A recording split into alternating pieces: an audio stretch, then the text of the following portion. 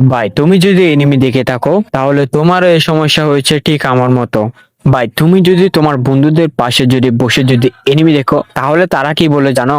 আরে তুই এখনো গুরু ছেলে নাকি, তুই এখনো কার্টুন দেখিস? ভাই আমি একটা জিনিস বুঝি না ভাই, তাদেরকে মুখে বলতে বলতে যে শেষ হয়ে যায়, মানে এটা একটা কার্টুনের মতো কি লাগে তোদেরকে? তারা বলে এটা তো কার্টুন, এটা আর্ট, একটা হচ্ছে কার্টুন। ভাই আমি মানছি এই এনিমিগুলো একটা আর্ট, কিন্তু এই আর্ট গুলার মধ্যেও একটা ইমোশন আছে। কিন্তু ভাই আরেকটা ব্যাপার, তুমি কিন্তু কার্টুন কিন্তু এত ইমোশন দেখতে পারবেন, হ্যাঁ দেখতে পারবে, মানে মাঝামাঝি হালকা পাতলা ইমোশন দেখতে পারবে। কিন্তু ভাই তুমি যদি নারুতো যদি দেখে থাকো তাহলে তুমি বুঝবে ইমোশন কাকে বলে, ডিপ্রেশন কাকে বলে, কষ্ট কাকে বলে। এটা শুধু নারুটোর মধ্যে না, এটা প্রত্যেকটা এনিমির মধ্যে আছে। যেমন কি অ্যাটাক অন টাইটান আছে, ব্ল্যাক ক্লোভার আছে, নারুটোর মধ্যে আছে, ওয়ান পিসে আছে, জুজুৎসু কাইসেনের মধ্যে আছে। ভাই সব এনিমির মধ্যে অ্যাকশনও আছে, রোমাঞ্চ আছে, কষ্ট আছে, ডিপ্রেশনও আছে। কিন্তু ভাই তুমি এই জিনিসগুলো কিন্তু তুমি ভাই কার্টুনে দেখতে পারবে না। আর ভাই হ্যাঁ কার্টুনে দেখতে পারবে ভাই, কিন্তু অল্প একটু দেখতে পারবে, কিন্তু ভাই তারা আবার ঠিক হয়ে যাবে। মানে কার্টুনে ম্যাক্সিমাম 10 মিনিট 15 মিনিট। আর তুমি যদি নারুটো দেখে থাকো তাহলে তুমি বুঝবে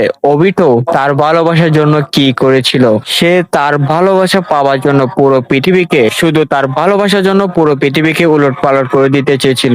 শুধু ওবিটো না, অ্যাটাক অন টাইটানে যে মেন হিরো এরেন ইয়েগার শুধু তার বন্ধুদেরকে বাঁচাবার জন্য, এমনকি তার ফ্যামিলিকে বাঁচাবার জন্য পুরো আশেপাশের মানুষকে মেরে ফেলেছিল। তাহলে এই জিনিসগুলো তোমরা কি কোনো কার্টুনে কি দেখেছো? আমার জানা মতো এরকম কোনো কার্টুন তৈরি হয়নি এখন পর্যন্ত। তাহলে বুঝতে তো পারছো এনিমির মধ্যে তো কার্টুনের মধ্যে কতটা পরিমাণ ডিফারেন্স আছে। আই হ্যাভ আমি তোমাদেরকে কিছুটা পরিমাণ বুঝাতে পেরেছি কার্টুন মধ্যে এনিমির মধ্যে পার্থক্যটা কতটুকু।